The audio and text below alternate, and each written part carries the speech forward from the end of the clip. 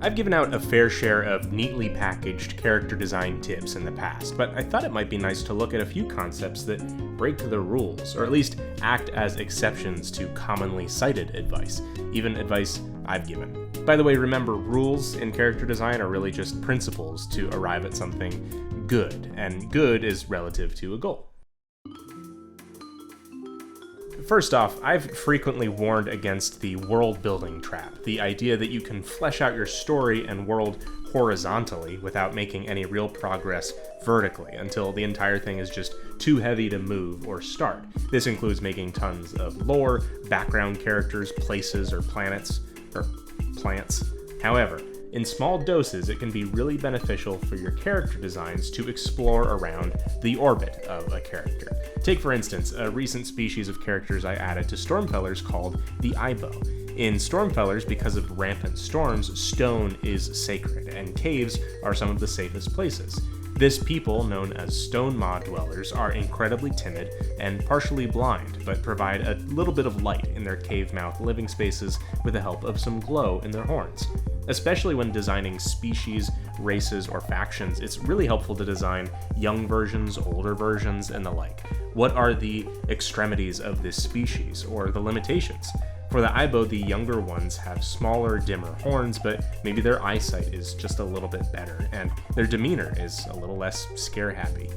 You can go a bit further and think about the roles your characters play in society, what different jobs they might have, and how they might maneuver or get along with the rest of your designs. But remember, the world-building trap is real.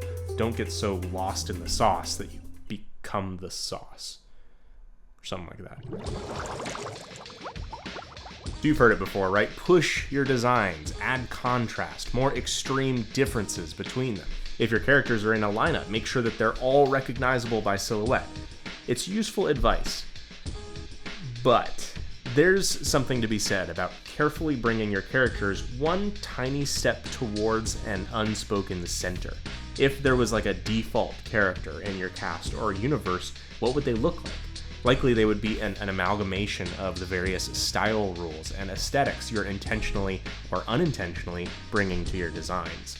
Back when I was developing the original cast for Stormfellers, that cast of 4 exercise meant I was carrying opposite and contrasting ideas across all 4 of them. This folksy tribal vibe with some Jim Henson sensibilities and low-tech equipment for the fellers is what I wanted to carry through the whole world. This is also an opportunity for you to say something with your cast by making a split down the middle of very specific design choices, or singling a character out as different while the rest of the characters share similarities. For example, Biko's beady eyes really only show up in a few other designs in Stormfellers, and even then, someone like Olgatha is such an opposite to him in personality that you don't really sense much parallel at all. Having most of the other characters possessing slightly more complex or plausible eyes makes Biko feel a little more simplistic, naive, and hopefully sympathetic. Maybe even like someone out of their depth. You may have heard of a trick in digital art where you can pull a palette of colors together by adding an overlay layer of any given hue. It will pull all of those colors toward an average by essentially the percentage of that layer's opacity. Sort of like our last tip, try setting some outer boundaries for how different a character can be, and you'll find your designs to be a lot more cohesive with each other. One thing I've said a lot, even in videos about creating turnarounds for your designs, front view, side view, all of that, is to hold off on making one too quickly. Sometimes an artist will mistakenly use the turnaround process as the design process, when it's often much more helpful to find natural poses for your characters and to explore loose ideas before locking into the rigid format of a turnaround. But one thing I notice in a lot of my students' work is a lack of understanding about a certain shape or form. A face won't look right from one drawing to the next, or a complex shape doesn't really rotate the way that it should. Most often this affects things like symmetry, so drawing an invisible contour line down the center of the face will reveal that the 3D form isn't really being followed.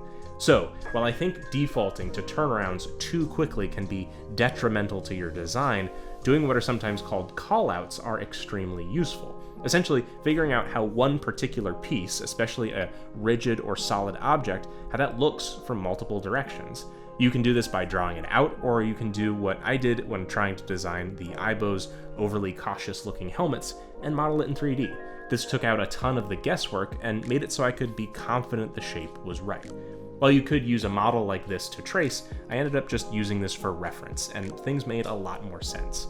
Callouts also work for expressions, like how much and in what way does the jaw of your character move during a full-mouthed scream. They work for props, like the cane your character uses, or a bag slung over their belt. Hats, helmets, shoes, it's all really vital if there's even a hint of dimensionality in your work. Alright, number 4 is one with a bit of nuance. Obviously, I'm a huge fan of iteration in character design. I think you get to some real gold the more that you dig, and if you've been watching for a while, you know that characters like Zonette and Aetius took a notoriously large amount of iterations for me to finally be happy with them. But I think there are certain methods of iteration that really cause character design as a process and as an industry to really trip over itself. And again, nuance. There are certainly times when they have their place. However, I think there's such thing as a blue sky design process with too much blue and too much sky. Think of page after page of countless silhouettes for a single character, usually for a client to choose from, or a process that starts in one place and fans out from a central concept. Instead of, think of the opposite, ideas that hone down towards a central idea.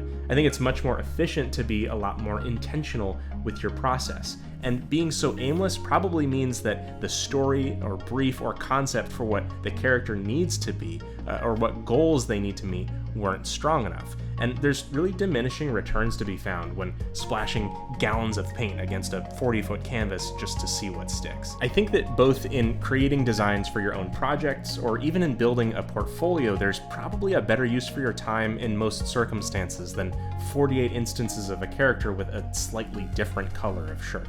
Depending on what you want to be hired for in the portfolio building instance, you might end up undermining the optics of your own judgment and decision making, becoming less of a designer and more of a technician. Plus, if it's for your own work, picking from your top 5 shirt colors must be a better use of your time. What serves the story best? What makes the design strongest? In most cases, there can't be 50 equally right answers. This probably sounds confusing because there are so many cases of a design taking a long time and a lot of work, but the difference is between a linear process that followed a treasure map towards refinement versus a turn on the lights and scatter from every direction sort of method. Of anything that I've said here, this is probably poorly explained enough to cause the most contention, but remember what this video is about, and hopefully what I'm saying comes across in good faith. Remember, this is all about principles and good practices, and even still, like we've seen, there's exceptions to rules. Just don't let the existence of exceptions keep you from learning the rules, things like your drawing fundamentals. None of us is too good for the hard work. So what are some tips or exceptions that you find to be helpful in your own practice? Let me know in the comments. This month's Biko's Backpack has an Aibo foil trading card. You can get that over on patreon.com/bageldenizen.